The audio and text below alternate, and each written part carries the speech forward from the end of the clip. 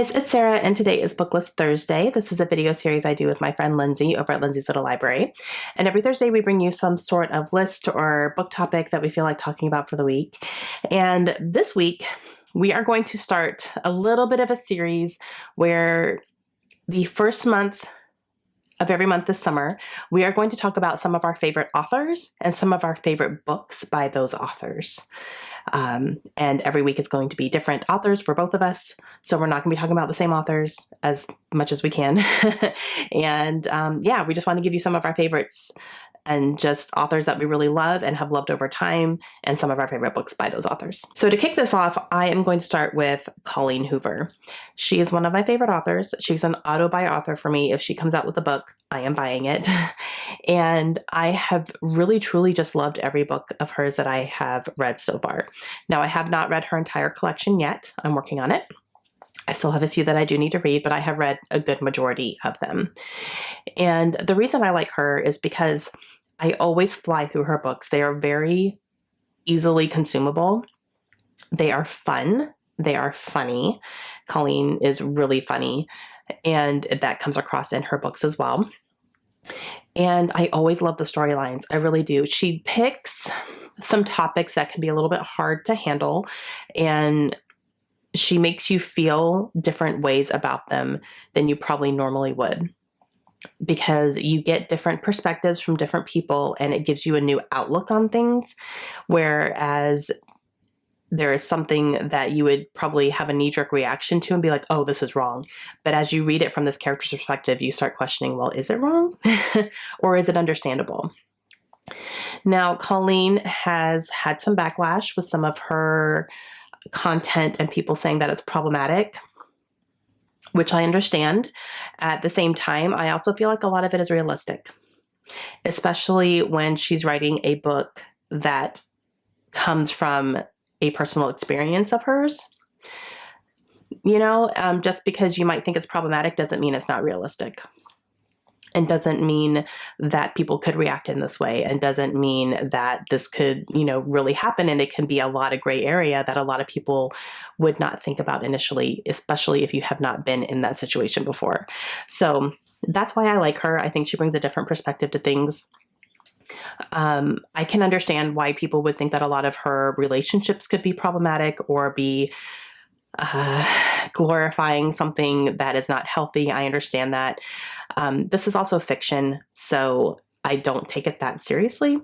But I understand the concerns. I do. Personally, I just really enjoy them. So yeah, I'm going to tell you some of my favorite books by Colleen. But I will tell you, I have never given any of her books lower than a 4. There have been a couple 4s here, but a lot of them have been 5s. Okay, we're going to start with probably my favorite, which is hard to say because it's one of those like, but of all the 5 stars, you know, but I think my favorite one, and the one that really made me feel the most, was It Ends With Us. This is a book that she wrote that has some aspects of real life experiences for her growing up around an abusive person. And because of that, I think that's why this hit me so hard, because I could just feel the struggles, and I could feel the back and forth and the questioning, and it was, and this really showed an abusive relationship from start to finish. Like, you saw our main character get into this relationship. You saw what she went through growing up as well. That's an aspect of it too. And then you see how it starts, and then you kind of can have a different opinion or a different viewpoint of, well, I understand why she didn't just leave. You know, it's one of those things that a lot of gray area, which that's a big aspect of an abusive relationship. It's not always so easy just to leave. As much as you would want that person to do that, it's not always that easy. And this is, I think, a depiction of that, and it gives a little bit more of an understanding of it. And it made me feel things I didn't want to feel. It definitely did. But I loved it. I loved this book. It hit me really hard, and I thought it was phenomenal. The next one I want to talk about is November 9. This one I read in a day. And this one made me cry. So the person who never cries in books, I cried in this book. And this one is following a couple that meet, and it's very insta-love. It is like immediate type thing. And the problem is our main character woman is moving the next day. So I think it's set in LA from what I remember. And then she's moving to New York, and they meet the night before she's leaving. And it's very whirlwind. It's very dramatic. It's a very, like insta-love type thing. And she doesn't change her plans to move at all. So she's still moving, and they decide, since they met on November 9th, every November 9th for the next however many years, they're going to meet up. It doesn't matter where they are, what they're doing, who they're with. It doesn't matter. On November 9th, they are going to meet, and they're going to connect for that one day. And you see that happen over the years. You see them meet up every year. Sometimes it's there, sometimes it's here. It doesn't matter where they are or what they're doing, they make it happen. And then you kind of see things happen from there. And it was fantastic. I really, really loved it. I liked how their arrangement was, because it was very different and unique.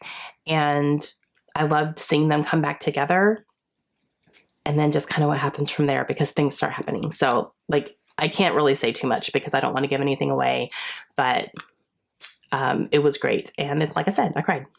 Okay, the next one that I really, really loved, and I don't own this one physically. I need to get my hands on it physically. I keep checking all the cheap sites, and I haven't been able to find it yet, but Ugly Love was fantastic. This was definitely a very quick, a guilty pleasure, smutty read. This is probably one of the more smutty of her books that I've read so far.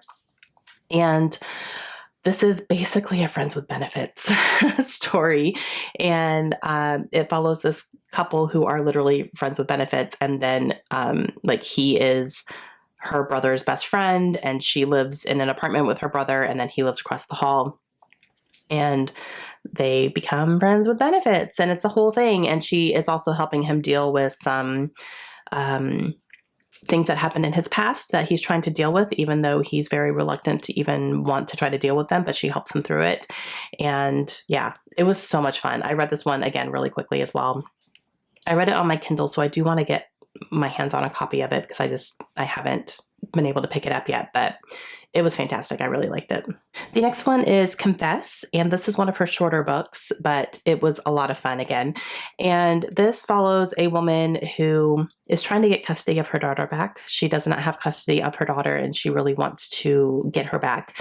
So she is trying to basically get her life settled and stable so that she can get her.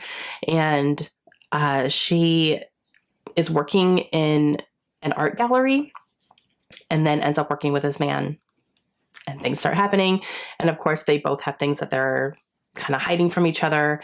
And it was a lot of fun. It was a lot of fun. And this one was actually turned into a TV series, I believe. I don't know where you can stream it. I know that it's available somewhere, and it kind of pops up and pops out and pops up. But it was a lot of fun. And then the next one that I have is one that was another one that has a lot of gray area and is a very hard topic, and that is All Your Perfects. And this one deals with infertility. So if that's something you're very sensitive to, would not recommend it, because that is the topic of the book. You're following a couple who is dealing with infertility, and they are desperate to get pregnant, and they are going through all sorts of things to try to get there, just to be disappointed consistently. This one hit me in the feels a lot too. I didn't cry, but it was really emotional. It was a very emotional read, and you find yourself understanding the desperation, but also thinking to yourself, but oh my gosh, that's really messed up what you just did. I understand you're desperate, but there's lines that you're crossing, and you find yourself questioning, well, would I cross that line? I don't know. I'm not sure. I've never been in that situation, so I don't know if I would go that far. And our characters do. So, but this one was definitely probably one of the more emotional reads by her, absolutely. And I read this one really quickly as well. I think I stayed up till 2 or 3 in the morning finishing it. And Yeah, so that was a really good one too. Just be aware that it does center completely around infertility. Okay, guys, that is going to be it for me today. Those are some of my favorite Colleen Hoover books. I have really loved most of her work that I have read so far. Again, I'm still reading through her backlist, but those have been standout favorites of mine for sure. And let me know down below if you guys have read Colleen Hoover, if you have, what's been your favorite. And make sure you go check out Lindsay's video today, see which author she's talking about and what books she's going to recommend. Hope you guys enjoyed this, and we will see you again soon.